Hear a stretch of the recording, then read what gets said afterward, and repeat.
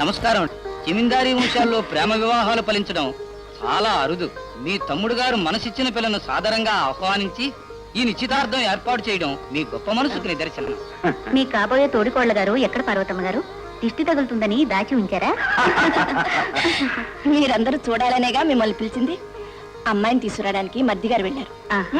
మీరు కూర్చోండి. అరుగో తమ్ముడు గారు వస్తున్నారు. రా తమ్ముడు, రామ్మా. ఏమండి, ఈ పెళ్లి జరగడానికి వీల్లేదు. ఆ పిల్లని వెళ్ళిపోమని చెప్పండి. ఏమిటి పార్వతి?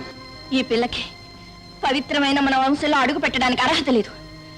క్లబ్బుల్లోనూ హోటల్లోనూ నీచంగా డాన్స్ చేసే ఈ మనిషి ఈ ఇంటి గడప తొక్కడానికి వీల్లేదు. ఆవేశపడకు పార్వతి. ఎవరిని చూసి ఎవరనుకుంటున్నావు? ఆ అమ్మాయి గురించి నాకు బాగా తెలుసండి. మన ఆచార్య గారి పక్కింట్లోనే ఉంటుంది.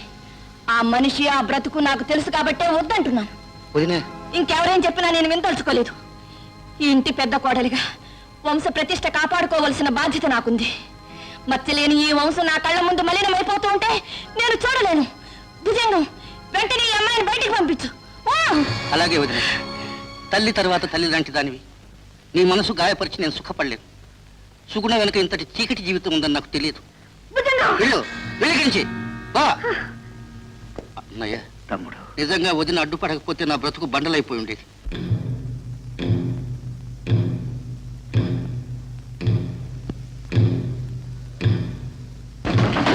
ఎవరు?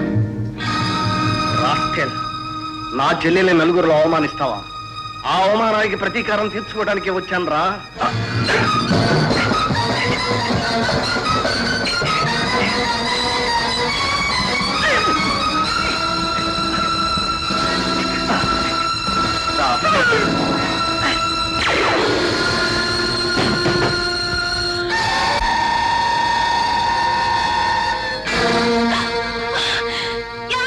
ఏమిటనే ఏం జరిగింది?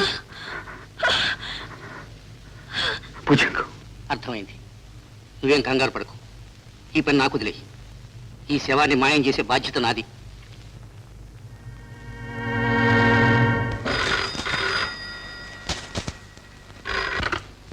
Hello, police station. ఎస్. న్యాయాన్ని కాపాడవలసిన బాధ్యత గల పౌరుడిగా మీకు విషయం తెలియజేస్తున్నాను.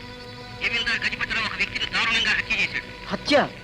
యువర్ ఆనర్, ముద్దాయి సాక్ష్యంలో చెప్పినట్లు ఇది ప్రమాదవశాత్తు జరిగిన హత్య అయితే శవాన్ని ఇంటి పెరట్లో ఎందుకు పాతి పెట్టాడు? శవం కుళ్ళిపోయి గుర్తు తెలియకుండా పోయింది అంటే ఇంతకాలంగా ఆ విషయాన్ని పోలీసులకు ఎందుకు తెలియజేయలేదు? ఈ రోజున నేరం బయటపడిన స్థితిలో తను తాను కాపాడుకోవడానికి ముద్దాయి హత్య చేశానని ఒప్పుకుంటున్నాడే తప్ప ఇది ముమ్మాటికి pre planned cold blooded murder అని కోర్టు వారికి విన్నవిస్తూ సదరు ముద్దాయికి ఉరిశిక్ష విధించవలసిందిగా కోర్టు వారిని కోరుతున్నాను.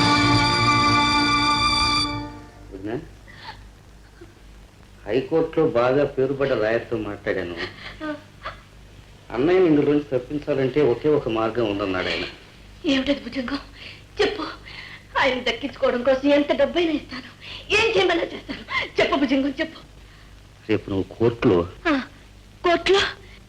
ఒక అబద్ధం చెప్పాలి. చచ్చిపోయిన బలరాముకు నీకు అక్రమ సంబంధం ఉందని చెప్పాలి. నీ భయం బాధ నాకు తెలుసుకున్నా, కానీ అంతకంటే గత్యంతరం లేదు. నువ్వు బలరాము దగ్గరగా ఉండటం అన్నయ్య చూసి కోపంలో బలరామును కాల్ చేశాడని చెప్పాలి. అలా చెప్తే ఆవేశంలో జరిగిపోయిన చర్య గనక శిక్ష తగ్గుతుందని చెప్పాడు లాయర్. ఎలా చెప్పగలనయ్యా, ఎలా చెప్పగలను? సిగ్గు విడిచే ఒక ఆడది తన శీలం మంచిది కాదని 10 మందిలో ఎలా చెప్పగలనయ్యా? ఎలా చెప్పగలను? చెప్పమ్మా.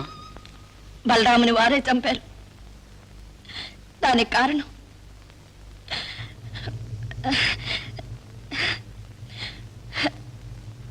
నాకు బలరాంకి చాలా కాలంగా సంబంధం ఉంది. ఆ రోజు ఆ ఇద్దరిని పడగదిలో చూసిన ఆవేశంలో పార్వతి, హత్య జరిగింది వారి చేతుల మీదుగానైనా దానికి కారకురాల్ని నేను.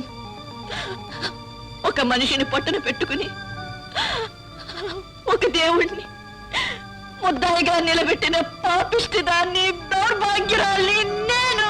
పార్వతి, పార్వతి, పార్వతి, పార్వతి, పార్వతి.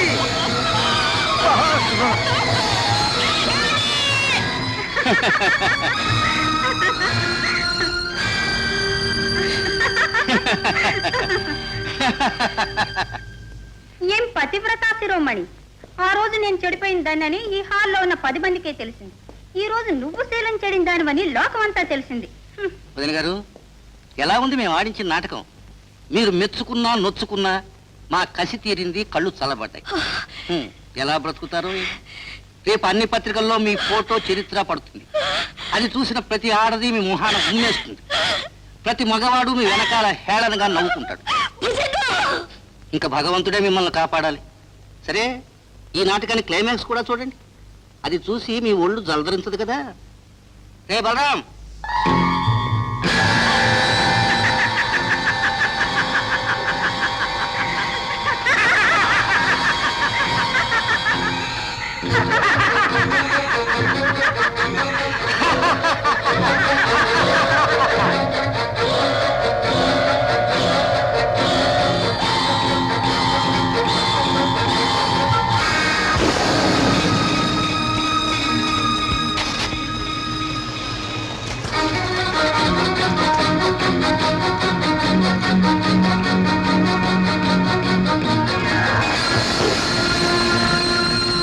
నువ్వు కాపాడింది ఒక ప్రాణాన్ని కాదు వీర్రాజు, 2 ప్రాణాలు.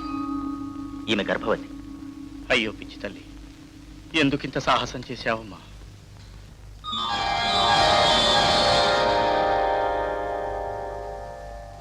సిస్టర్, సారీ సార్, ప్రాణం లేని బిడ్డ పుట్టింది. My God. లేదు, అలా జరగడానికి వీల్లేదు. ప్రాణం లేని బిడ్డ ఈసారి కూడా పుడితే నా మీనాక్షి తట్టుకోలేదు సిస్టర్. 4 సార్లు గర్భశోకం అనుభవించిన మీనాక్షి ఇంకోసారి ఆ బాధకు తట్టుకోలేదు, ఆ బాధను భరించలేదు. My God, save my wife, save my wife. బాధపడకండి బాబు గారు. మనుష్యుల్ని హింస పెట్టి క్షోభ పెట్టి ఆనందిస్తాడా దేవుడు? ఇంత చూశారా బాబు? ఇక్కడ బిడ్డల కోసం అలమటిస్తున్న తల్లిని కాదని అక్కడ బ్రతకడమెలాగా అని బాధపడే తల్లికి కవల బిడ్డల్ని ప్రసాదించాడు.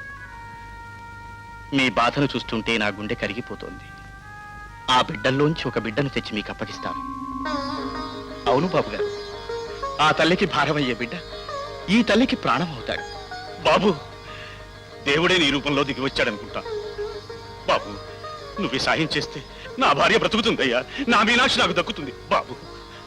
అలాగే బాబు గారు, తీసుకొస్తాను. ఇప్పుడే తెస్తాను బాబు.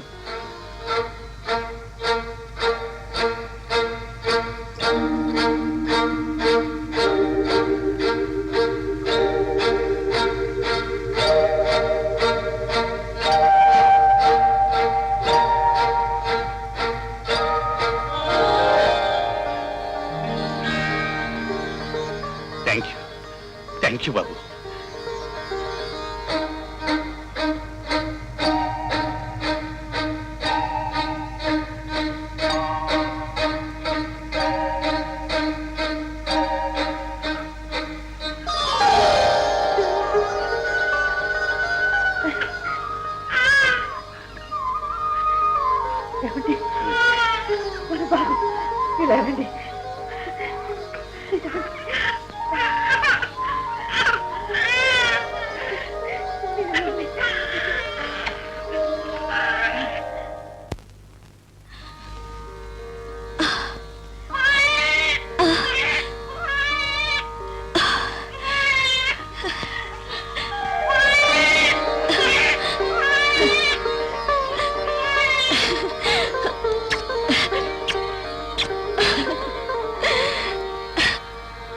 తన తల్లి జీవితంలో ఎంత భయంకరమైన మచ్చ ఉందని రేపు ఈ బిడ్డకి తెలిస్తే